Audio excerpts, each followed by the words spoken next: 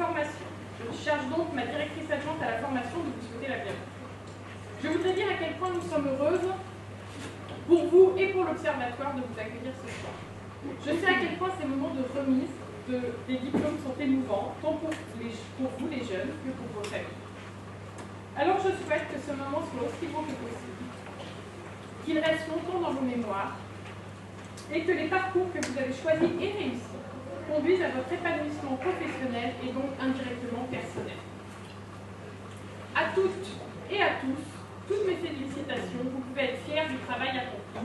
Très bonne soirée.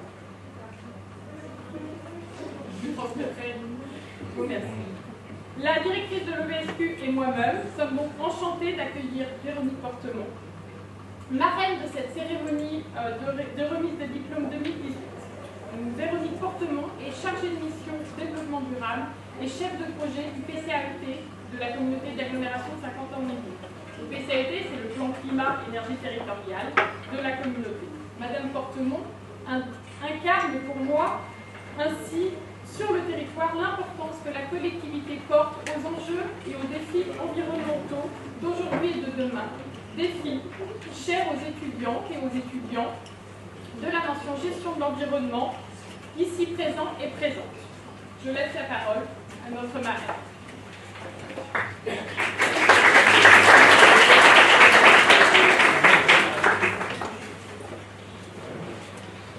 Bonsoir, mesdames, messieurs, chers étudiants. C'est une première pour moi et je suis très honorée d'être la marraine de cette cérémonie de diplôme. D'autant qu'il y a à peine 4 ans, j'étais aussi diplômée de cette université. Donc je sais ce que ça peut représenter pour nous de recevoir un diplôme et de rentrer dans la vie professionnelle. L'adaptation, c'est quelque chose qui revient dans l'actualité beaucoup en ce moment. On comprend la difficulté que l'on a à la mettre en œuvre, à l'intégrer au quotidien de tout un chacun. Cette adaptation, c'est aussi la modification de nos modes de vie, la modification de nos carrières aussi, parce qu'aujourd'hui, vous recevez ce diplôme de master, mais vous verrez que les carrières changent, que les vies changent, qu'on peut avoir plusieurs vies professionnelles qui peuvent être très différentes. Et pour autant, il est essentiel de s'adapter à toutes les situations. L'adaptation, c'est quelque chose qui est au cœur de nos vies. Tous les jours, sans s'en rendre compte, on s'adapte. Le matin, on s'adapte à la météo, comment est-ce que je vais m'habiller pour sortir. C'est une adaptation. Cette adaptation, elle est plus ou moins profonde, elle est plus ou moins volontaire ou involontaire. Ça fait si bien qu'au jour le jour, on est tous capables de s'adapter. Moi, je vous parle plus particulièrement de l'adaptation au changement climatique parce que c'est le cœur de mon métier. Au sein de la communauté d'agglomération de 50 ans en Yvelines, donc ça fait 2 ans que je travaille sur ce projet qui me tient à cœur. Le développement durable, c'est quelque chose sur lequel je travaille depuis plusieurs années, mais ce plan, c'est autre chose que juste un plan, que juste une obligation réglementaire. En effet, c'en est une à la base, c'est bien une obligation réglementaire. Il faut que les agglomérations d'un certain nombre d'habitants mettent en place un plan. Mais à 50 ans en Yvelines, on a voulu aller au-delà, parce que je sais l'importance d'impliquer tout à chacun dans une dynamique, dans une dynamique pour faire avancer les choses et pour que les actions puissent se mettre en place. Notre volonté, elle a été de pouvoir avoir des projets qui soient menés pas uniquement par l'agglomération, mais qui soient aussi menés par les acteurs du territoire. Vous serez ces acteurs du territoire, vous êtes ces acteurs du territoire, parce que tous les Saint-Quentinois et tous les usagers du territoire de Saint-Quentin, pour nous, ont un impact sur le climat saint-quentin.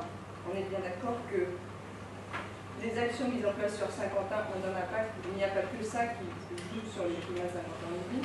Cependant, on sait que chaque action mise en place, chaque action du quotidien permet de s'adapter et d'atténuer nos impacts sur l'environnement et sur le climat.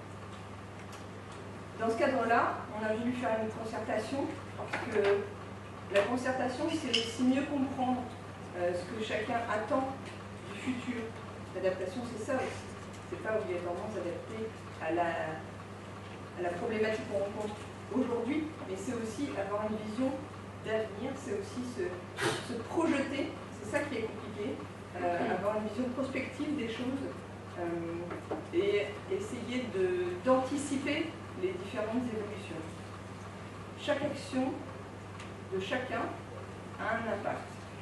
C'est pour ça qu'on a mis en place une concertation et qu'après on a mis en place des ateliers pour pouvoir bien prendre en compte les actions qui sont également mises en place sur le territoire. Donc je sais qu'il y a 2 masters qui seront représentés ce soir. J'ai cru comprendre que le master logistique est plus important. C'est pas plus nombreux. Plus nombreux, pardon.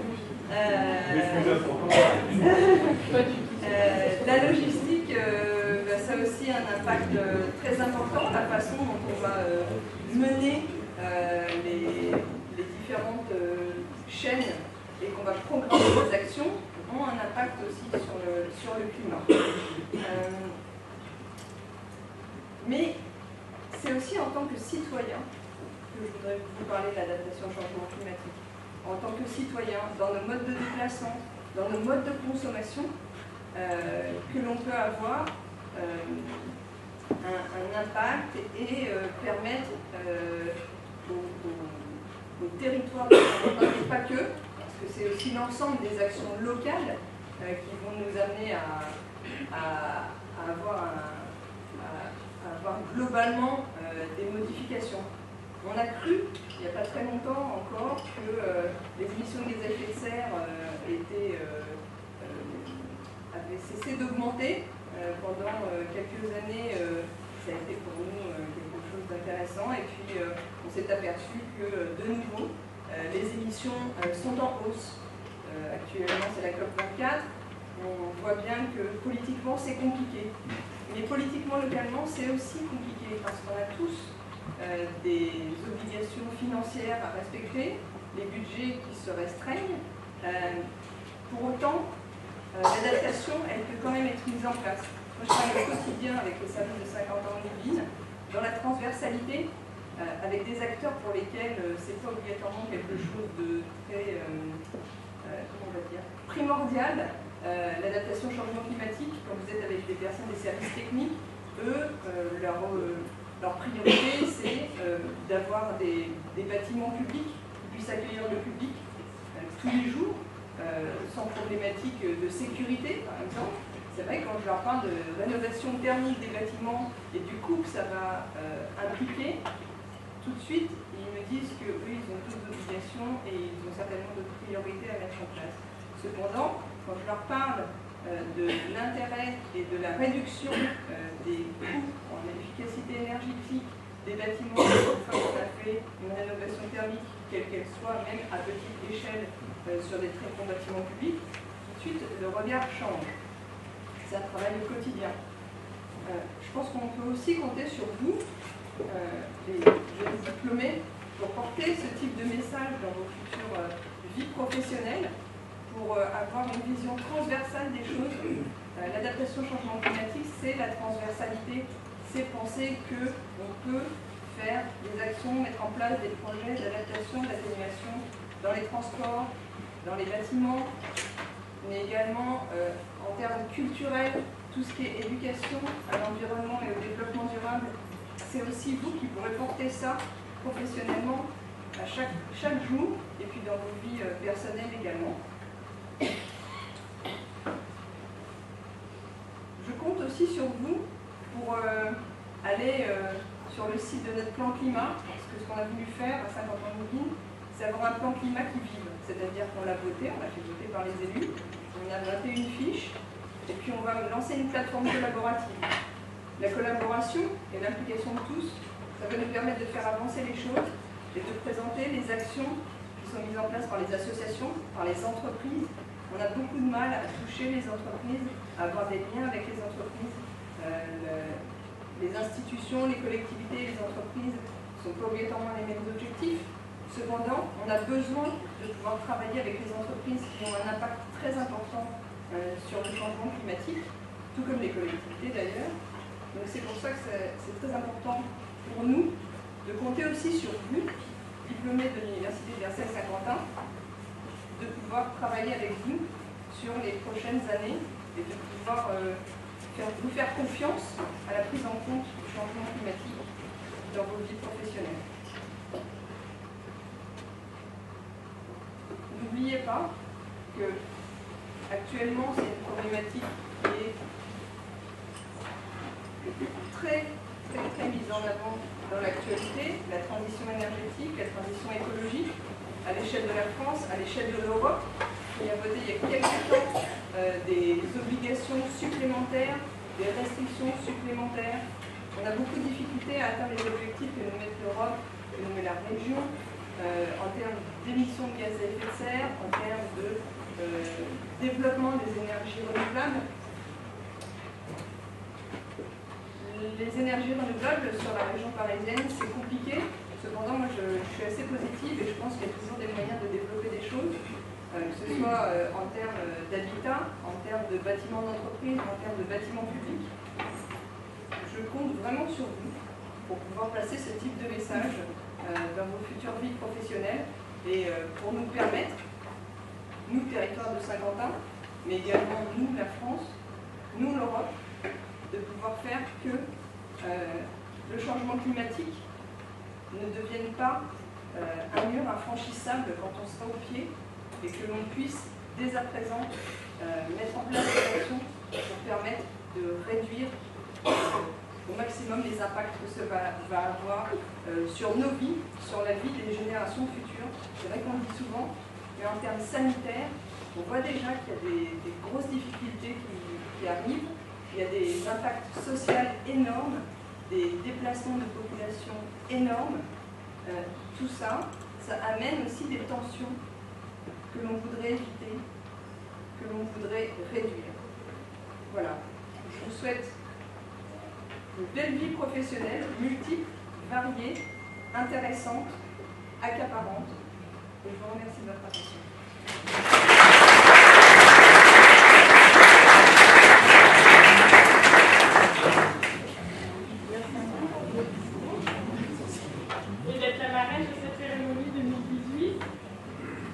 Je reprends la parole, parce que malheureusement, parmi les multiples casquettes, je suis aussi directrice adjointe de la formation à l'OBSQ. Et je voulais, avant de procéder à la remise des diplômes et puis à la montée sur scène de nos différentes promotions, présenter quand même rapidement les formations de l'OBSQ, parce que c'est important quand on est là à une remise de diplôme et puis quand on a été diplômé d'une université et d'une composante, de savoir ce qu'on fait dans cette composante et de ne pas se limiter à son propre diplôme. Donc je vous remercie à mon tour d'être venus si nombreux avec vos familles. Et je voulais vous dire que l'OBSQ, l'Observatoire de Versailles-Saint-Quentin en Yvelines, porte des formations en lien avec les enjeux climatiques, vous l'avez compris, et plus globalement l'environnement et le développement durable. On porte ainsi à l'OBSQ des formations diverses, en lien notamment avec l'Université Paris-Sud et AgroParisTech dans le cadre de l'Université Paris-Saclay. Nous avons une série de masters en sciences fondamentales pour voir sur la partie gauche du tableau, sur des spécialisations comme l'interaction climat-environnement, la planétologie, l'exploration spatiale, des choses vraiment en sciences dures sur le climat. On a aussi des masters en sciences sociales, à visée pluridisciplinaire, et qui s'intéressent à des problèmes brûlants de société, comme l'adaptation au changement climatique, qui a été très largement abordée, la gouvernance des risques, la mobilité durable et la santé environnementale. Nous avons aussi un master en Arctique qui vise à faire acquérir des connaissances en sciences fondamentales et en sciences sociales aux futurs gestionnaires de l'Arctique, sujet qui monte dans la société actuelle. Néanmoins, et c'est pour ça que vous êtes là, cette cérémonie de remise des diplômes est la cérémonie de la mention gestion de l'environnement, dont Majid Yassine, ici présent, pardon, c'est l'insert, Majid Yassine, est responsable et qui va vous qui va vous présenter cette mention et j'invite l'ensemble des responsables de cette mention à monter sur scène. Donc je me sens moins seul. Donc vous avez...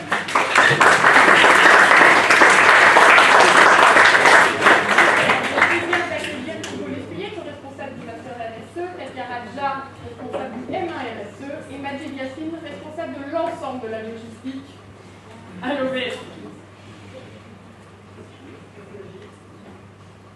Merci Charlotte.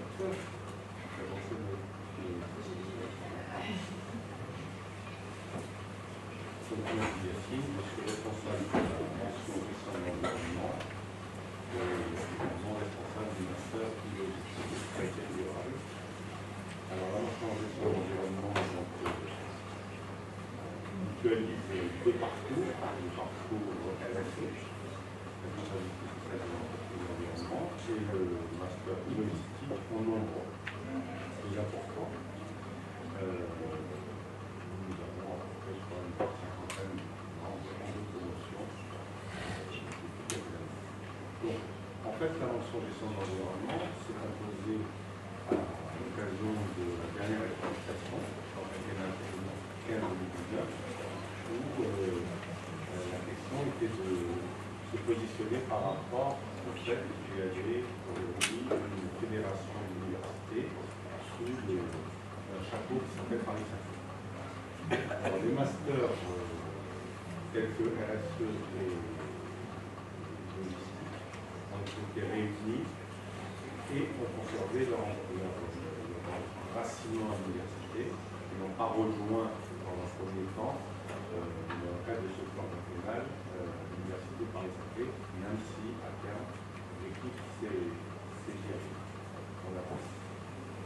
Alors, le master de mention gestion de l'environnement regroupe un master logistique et supply chain durable. Donc, dans supply chain durable, c'est bien une dimension environnementale. On souhaite imprimer cette information. Les étudiants du parcours logistique sont très sensibilisés à la dimension environnementale parce que la supply chain est une supply chain durable. Un deuxième master, la responsabilité sociale des entreprises et l'environnement, sous la direction de Charlotte et Thibault, et le troisième master, c'est le master ligne, qui n'a pas pu démarrer cette année, mais qui sera certainement proposé à l'offre de formation de l'université sous la mention de ça devient l'université comme enseignant à la nation. Donc, au sein de cette mention, les préoccupations et les problématiques concernent la performance environnementale, économique et sociale associée au développement durable, c'est le ressort de la responsabilité sociale. Les impacts sont contenus sur les nouveaux modèles productifs et les nouvelles compétences de changement organisationnel, c'est plutôt la innovation. Et les exigences en matière de minimisation des coûts, d'amélioration technique, c'est plutôt les matières. Alors, les compétences sont proposées et développées au sein de cette formation qui est proposée. C'est un socle commun de compétences autour des dimensions environnementales, développement durable que nous trouvons en master 1 essentiellement. Et en master 2, on est beaucoup plus sur nos domaines de spécialisation et on est capable, à l'issue de la formation, de conceptualiser, donner des processus complexes sur des systèmes de comprendre la complexité des risques environnementaux, d'intégrer les problématiques environnementales de l'organisation de l'entreprise, de comprendre et acquérir les méthodes de résolution des problèmes, notamment du transport, des coûts et la qualité. Moi, je donne la parole à Thibault, qui est responsable du master RSE.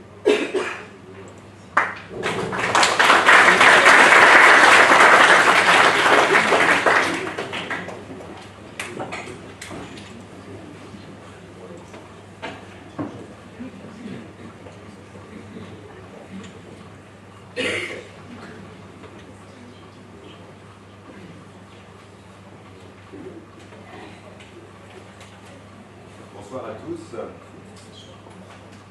aussi, aussi j'ai préparé un petit discours, comme vous le voyez. Ce soir, c'est un vrai plaisir d'être là et d'être avec vous ce soir. Avec vous en particulier, chers étudiants du Master 2 en responsabilité sociétale des entreprises. Vous faites donc partie des 26 nouveaux diplômés du Master cette année. C'est l'aboutissement pour moi d'une année et demie de travail, puisque en prenant en compte le début la sélection des étudiants, c'est un accompagnement au long cours qui s'est très bien passé. C'est une année pleine d'échanges pendant nos cours, et je dois dire que j'ai aimé énormément nos discussions, nos interactions. J'ai une fierté. Non seulement vous avez tous réussi à avoir votre diplôme, mais vous avez aussi produit des mémoires de très bonne qualité. En particulier, je voudrais en rappeler quelques-uns qui m'ont particulièrement intéressé. Celui d'Éline Villain, la Banque de France, sur les achats responsables. Et celui d'Anaël Mazin. Je n'ai pas mes lunettes, alors je ne vois pas forcément. Vous êtes là. Donc sur l'égalité homme-femme dans la commande publique à la mairie de Paris. Léo Leclerc à la SNCF sur l'engagement citoyen. Karine Joland à la plateforme gouvernementale sur la RSE, qui dépend du Premier ministre. Et Jessica Zanchi, qui est notre marraine de promotion. Pardon, majeure. Pardon de vieillir, peut-être marraine dans quelques années. Donc Jessica, qui est notre majeure de promotion, avec un mémoire sur le dialogue articulé. Et je crois que ces mémoires sont d'ailleurs un signe parmi d'autres qui montrent que l'alternance, il s'agit d'un master en apprentissage, fonctionne bien. D'ailleurs, plus globalement, plusieurs entreprises ont choisi et choisissent régulièrement de reprendre des apprentis, de nous faire confiance collectivement. J'ai cité Suez cette année, qui a empilé, Renault, pas mal de grandes entreprises, il y a d'autres qui n'étaient pas forcément là cette année, mais qui sont là la nouvelle année, comme Air France, la Poste, et puis des collectivités locales, des associations. Alors depuis, maintenant, ça fait 3 ans, vous êtes ma 3e promotion en tant que copilote du master. Je me réjouis aussi d'observer que le master est bien implanté et commence à être connu des structures qui font de la RSE et notamment des entreprises. Donc ça c'est très positif et c'est aussi grâce à votre engagement pendant l'année d'apprentissage. Pour ça il reprendra pas de la. Alors, un mot pour dire que cette réussite c'est bien sûr le fruit d'efforts collectifs et merci à Katia Raja puisque Katia pilote le Master 1 en RSE. Le Master 1 en RSE, la moitié environ des étudiants viennent du M1 et l'autre moitié venant d'autres universités ou d'autres formations. Merci Katia pour tout ce que tu fais pour le M1. Entrée naturelle pour les étudiants pour le Master 2.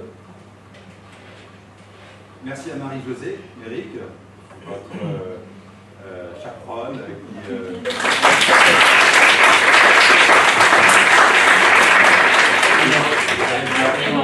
sa patience et son enthousiasme. Marie-Josée a fait 60 ans aujourd'hui.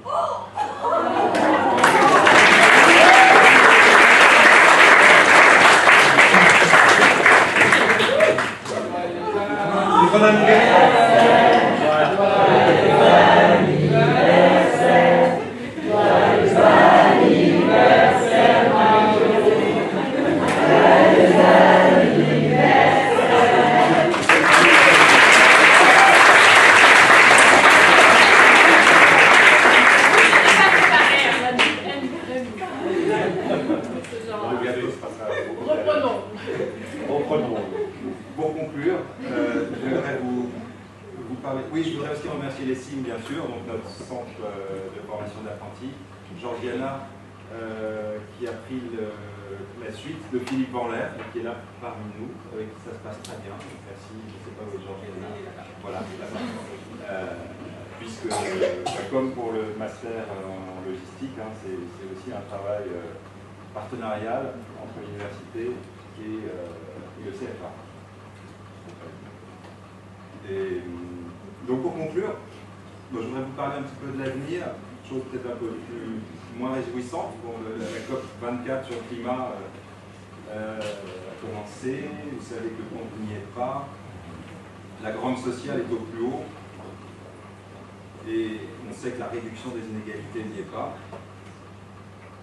Et je pense que vous savez, nous savons, vous savez particulièrement dans le master combien les enjeux environnementaux et sociaux sont connectés.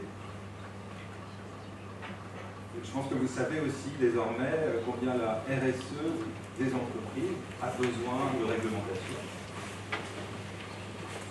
Et par rapport à ces enjeux, je voudrais vous souhaiter deux choses. La première, c'est bien sûr de trouver votre voie, et à cet égard, vous avez le choix entre deux grandes options finalement. C'est de choisir de changer le système de l'intérieur. Et ça, c'est toute la difficulté et tout le défi de la RSE si vous travaillez dans un département RSE. Ou alors de le changer de l'extérieur. Et là, vous savez maintenant que l'économie sociale et solidaire est un acteur du changement important de l'extérieur, mais on pourrait aussi parler des lois qui permettent de changer le système. Et des initiatives citoyennes qui restent à inventer.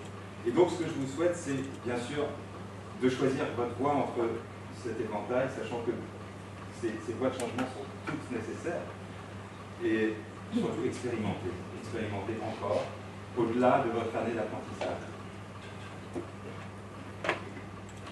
Dernière chose, aidez-nous à garder l'espoir, en ne reniant pas vos utopies, votre engagement, votre enthousiasme. On a besoin de vous pour transformer le monde. Voilà.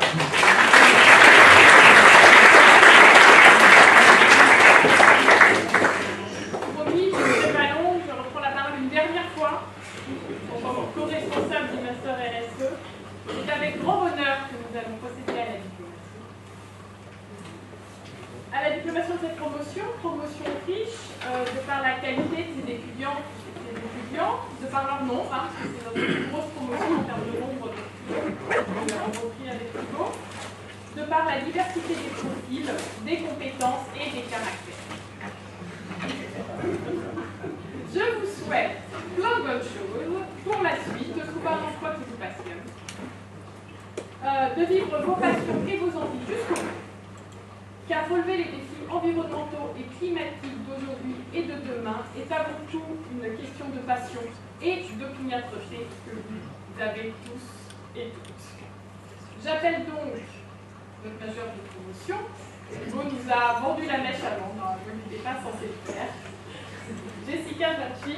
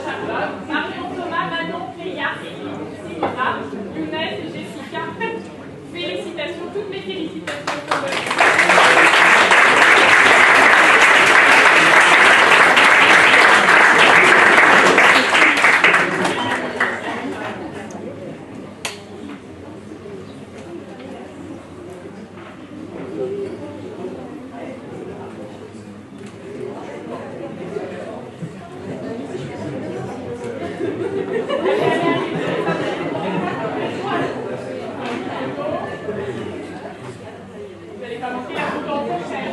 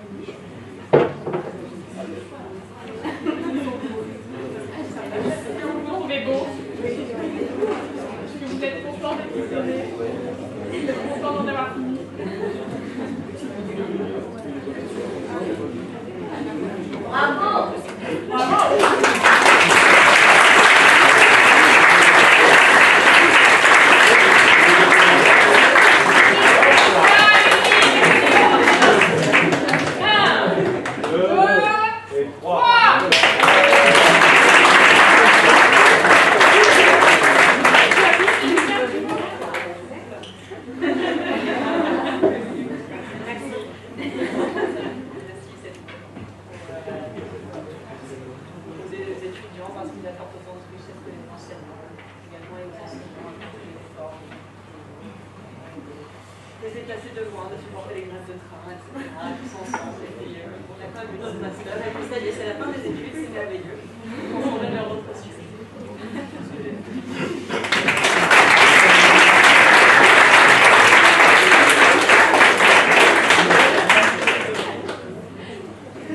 C'était la classe au master en logistique.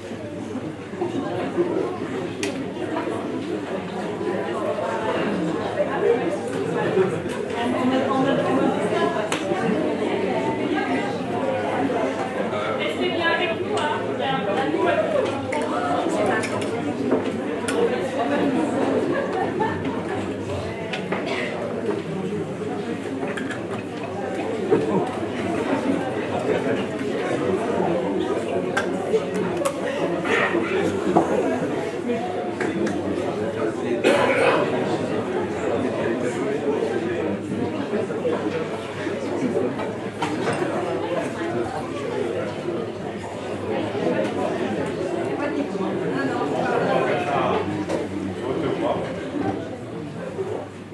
Donc pour la macrobiologie, merci de vos résultats, merci de votre nombre. Venez grossir les effectifs, sensibiliser aux problèmes de supply chain durable. Je ne vais pas en dire plus puisque j'ai appelé le major de promo sur le site de l'Université de Versailles. Et cette année, nous n'avons pas un major, nous en avons deux. Monsieur Damien Huguet, je ne sais pas s'il est venu, parce qu'en France, il était d'Aix-en-Provence, je ne sais pas s'il est venu. Et monsieur Slimane Radi.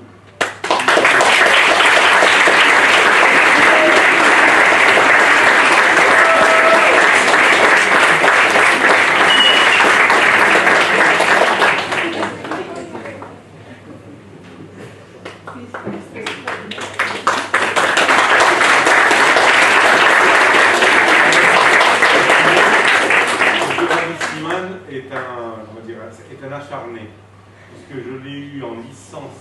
Il était le premier apprenti de seul de la promotion en 2017. Non, moi non plus. Et au cours de son apprentissage, l'entreprise Lafarge, il était apprenti, lui a proposé de le recruter. Donc M. Radi Slimane abandonne la formation, il est recruté par Lafarge et il revient quelques années après. Voilà, c'était pour lui revenir. Il revient en 2017-2018 pour être recruté dans le cadre de la formation continue et accéder au master grâce au dispositif de la validation de la sécurité. Et on en a fait un major de promo. Bon, c'est pas mal.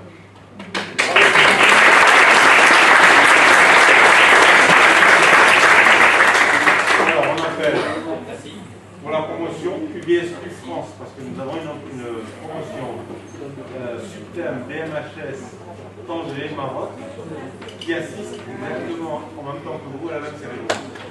Donc pour QBSQ France, on appelle Inès, je vous appelle par votre prénom. Nadia, est à nous, elle n'est pas là, je ne l'ai pas vu. Tidiane est là. Nariman, je ne l'ai pas vu. Ying est là.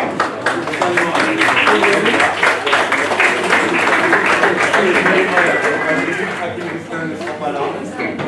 On pense fortement à Moni, votre référence apprentie qui vient de perdre son papa. Et donc elle ne sera pas là. Victoire Briand, je ne l'ai pas vu. Gwena El Seria, je ne l'ai pas vu. Anna Chafi est là. Adi Charlout, je ne l'ai pas vu. Isaac Charsi est là. Natif Chipani est là. Mossi Taya, je ne l'ai pas vu. Jordi Etena, tu viens. Hamzafa qui est élu. On est là, je t'ai vu. Selma, je t'ai vu. Daniela, je ne l'ai pas vu. Je ne l'ai pas vu.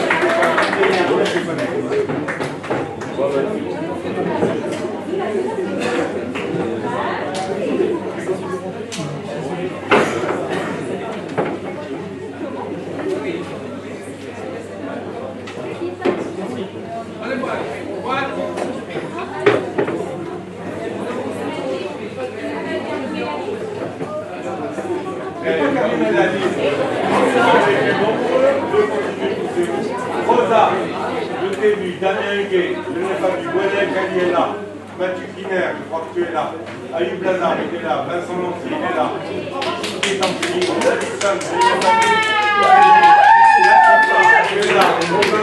Tu es là. Marcella. Oui, je ne l'ai pas vu. Guillaume Muselet, je ne l'ai pas vu. Loïc Tindola.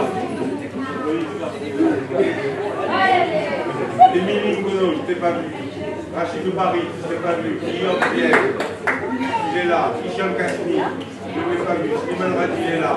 Madrezou, je ne l'ai pas vu. Sarah Saïdi, je ne l'ai pas vu. Grégory Chédillon, il est là. Obama. Oui. Cynthia, je t'ai vu.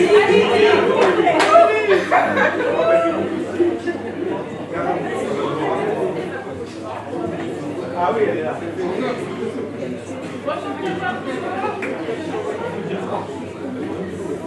C'est moi.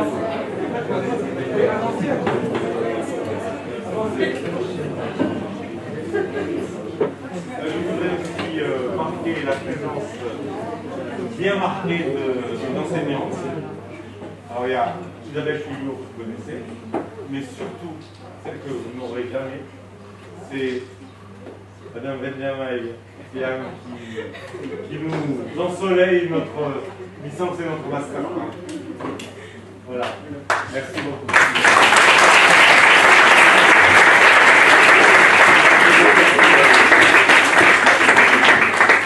J'ai oublié. Maintenant, Cécile, viens.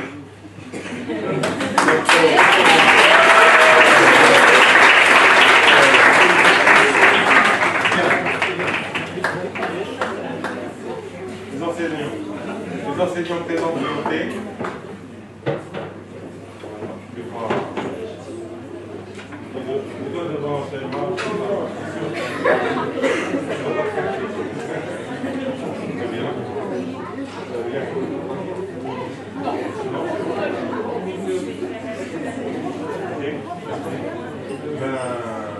À 3, vous lancez votre chapeau.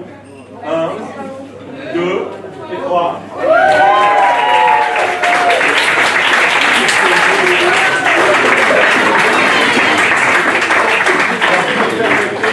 Je vais quand même citer le nom de la promotion qui ne peut pas être là pour des raisons géographiques. Je vais citer leur nom. Et je vais citer également le nom du major de promo. Alors, c'est moi. Tariq Bala, Redouane Chagraf, Monsef Chefzouf qui est major de promo sur Tanger, Younes Bouzoudi, Mohamed El Idrissi, Najwa Jaidi, Mashkour Hasna, Mortali Iyad, Selma Oudiri, Turk Abdelmoueb, Gamat Akram, Khafan Fouad, Otudo, je t'appelle Otudo parce que ton nom est trop long, si tu entends, c'est un clin d'œil. Anas Lamrani, Lamtaï Safa, qui est la numéro 2 de la promotion. Nadifi Laïla, bon courage pour les fruits et légumes.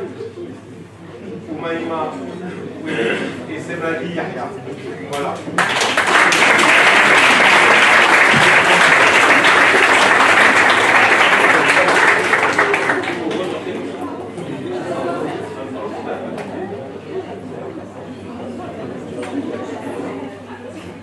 Merci. Nous allons pouvoir aller vers des choses plus réjouissantes.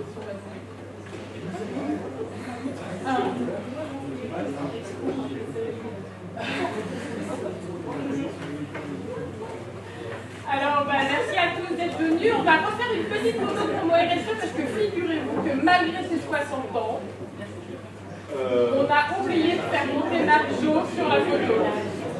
Ça, c'est quand même pas acceptable.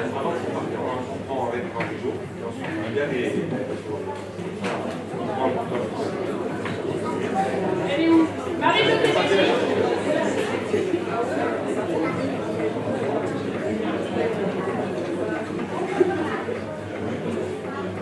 C'est pas nous? Non, mais après, on va pas faire monter les biens.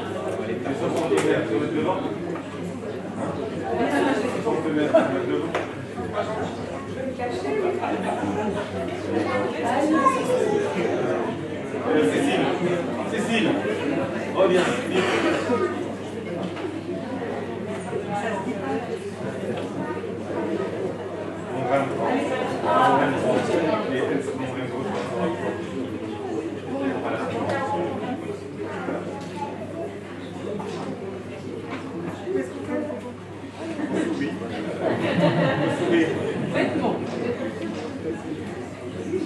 Voilà. Merci. C'est bon. Allez, on ouvert.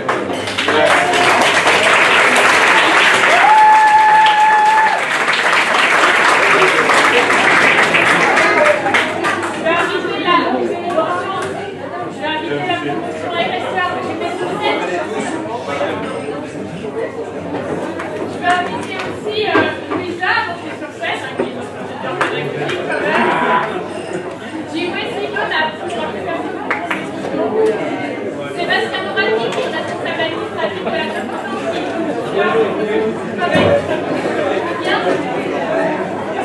et évidemment,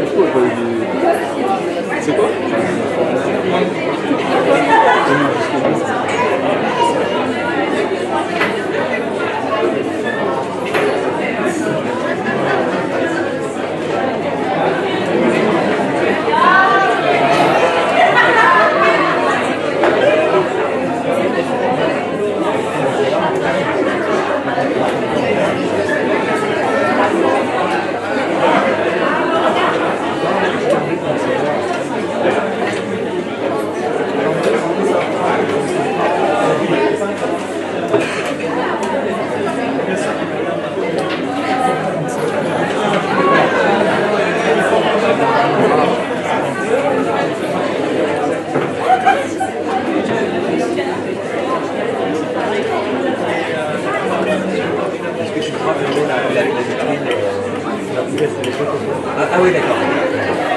Demain, tu es là demain matin? Parce que demain matin, je mettrai les légendes, j'ai pas le temps de faire ça. Je mettrai les légendes, donc c'est toi qui as les clés de la vitrine? D'accord. Alexandra, mais sa vitrine, ou pas, c'est les mêmes? Ah d'accord, ok.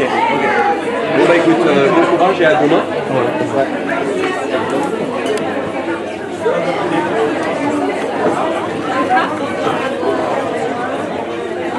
Veo que ya solo pasa una vez